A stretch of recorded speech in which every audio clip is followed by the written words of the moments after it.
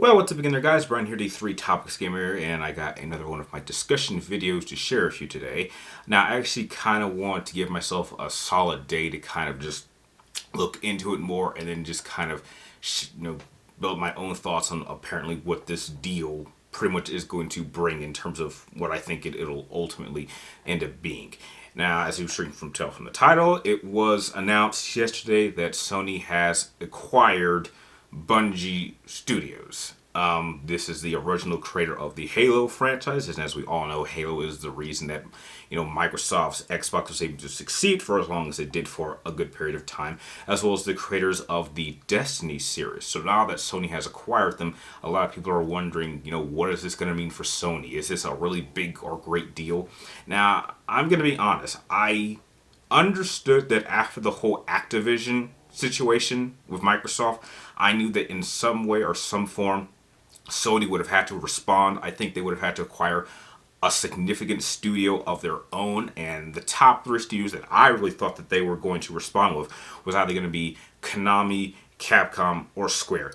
Any one of those 3, I think, would have had a major impact. And the fact that all 3 of them are Japanese studios, I think, would have worked perfectly for Sony, since I don't believe any one of them would have wanted to have been owned by an American company like Microsoft. So that was what I thought they were going to get. So when they announced that it was Bungie, I was a bit surprised because I couldn't see a situation in which Sony would then use Bungie in the same manner that Microsoft is going to use Activision.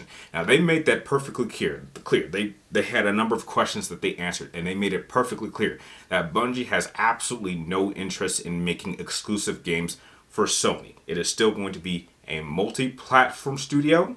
They're going to make games so that as many people can play them, and Sony is going to allow Bungie to basically run independent. So I was wondering, okay, if Sony is going to have absolutely no interest in trying to direct Bungie in games that they want for their platform, why spend this much money to acquire them?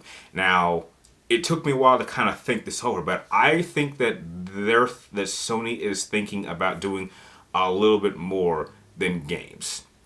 I think they kind of want to use it to either give them experience or grant them access to people that have the experience and allow them to actually work into other projects that we weren't expecting. One aspect that I was thinking is, if you can't necessarily get Bungie to make any exclusive games for you, because I'm pretty sure that down the road that's what Microsoft is going to do with Activision, what you can do is, now that you have acquired Bungie, you now have access to a whole group of people that can give you the information and knowledge and experience of making games that I think the Sony library has needed for quite a long time.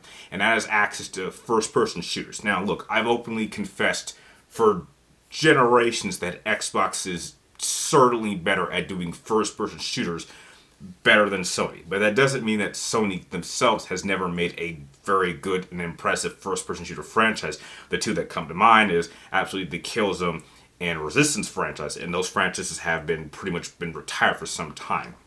I do think that is a genre of games that we desperately need, because while if you look at how many first-person shooters we actually have nowadays, the genre is not very big right now, and I think that what made Sony so good, or at least has made it an endearing company for me to be a fan of for so long, is that they're able to tell narrative-based stories, but are very diverse. So they've got JRPGs and some fighting games and some racing games and some simulators. It's never just one type of game. And trust me, they've gotten incredibly good at making open-world exploration games that are kind of set in like the third-person over-the-shoulder view, and they are masters at making games like that. So in the forms of Horizon or Uncharted or even Ratchet and Clank or even, dare I say, The Last of Us, like those type of narrative focused games, Sony has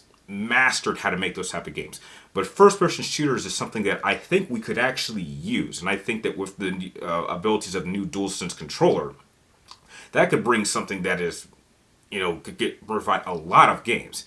And now that you have access to Bungie, you can actually ask them, how do we make a strong first-person shooter that is not only fun to have to play in a narrative sense, but actually has a strong multiplayer. Now, I'm not the biggest fan of multiplayer games per se, but I think there have been a few examples, especially with something like Titanfall 2 or even Killzone 3, where I actually thought that the multiplayer is very, very good. Heck, I would even go so far as to say that I thought the multiplayer in Killzone Shadowfall, which is really the last exclusive first-person shooter that I think that Sony ever actually made. And remind you, this is a release title for the PlayStation 4. So it's been quite a long time since we've actually had a definitive good first-person shooter franchise.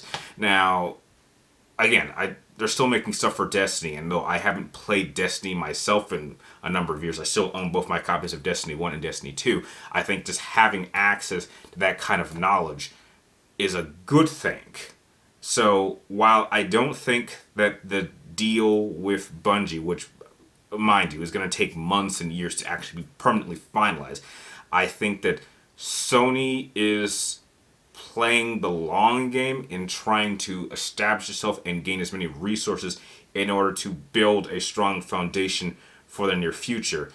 I just think that the deal with Activision was much more significant, and I think will allow Microsoft to get better results much more quickly. But that doesn't mean that, you know, this period of acquisitions and picking up studios is over. I'm pretty sure somewhere down the road, you know, maybe Microsoft will make another big purchase. But, you know, one thing that has kind of stuck out to me is that, you know, Nintendo has been kind of forgotten about. It's only ever been mentioned that, you know, it's Microsoft and it's Sony. But, you know, there is a third party in Nintendo, so I'm curious what they think about this. I mean, you know, maybe they're fine with their, you know, legendary collection of exclusive franchises like Mario and Zelda and Star Fox and Metroid. I mean, maybe they're happy just sticking with those because they know that they're not going anywhere. Nintendo will always have a place in the gaming market, but I think that the main two competitors, which is Sony and Microsoft, are the ones that are really the ones that typically go head to head with each other in one way or another.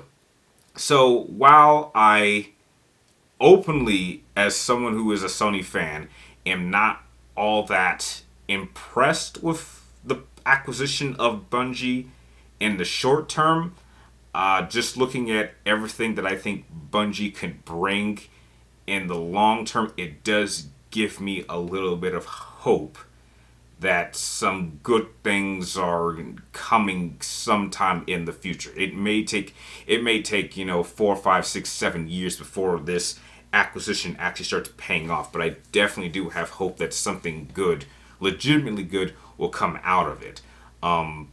So that's really just my overall thoughts on the acquisition of Bungie now joining the, you know, Sony's the PlayStation Studio family. But no, those are just my initial thoughts. So now that you guys know my thoughts, what do you guys think of this whole deal with acquiring Bungie? I would love to hear your guys' thoughts. I'd like to hear all different points of views of how, you know, what you hope to see or what you would hope to get from this deal in the future. So share your thoughts with me and everyone else in the comments down below. And if you like this little discussion video, please feel free to like, share, and subscribe and keep track of me in all my future videos. And if you like, please do not forget that I also am streaming every Wednesday and Thursday on Twitch from either 1 to 3 or 2 to 4, depending on what's going on in my schedule. So don't forget to click the link down below in the description so you can watch me stream every Wednesday and Thursday. And like always, thank you guys for watching. You're awesome, and I will see you all next time.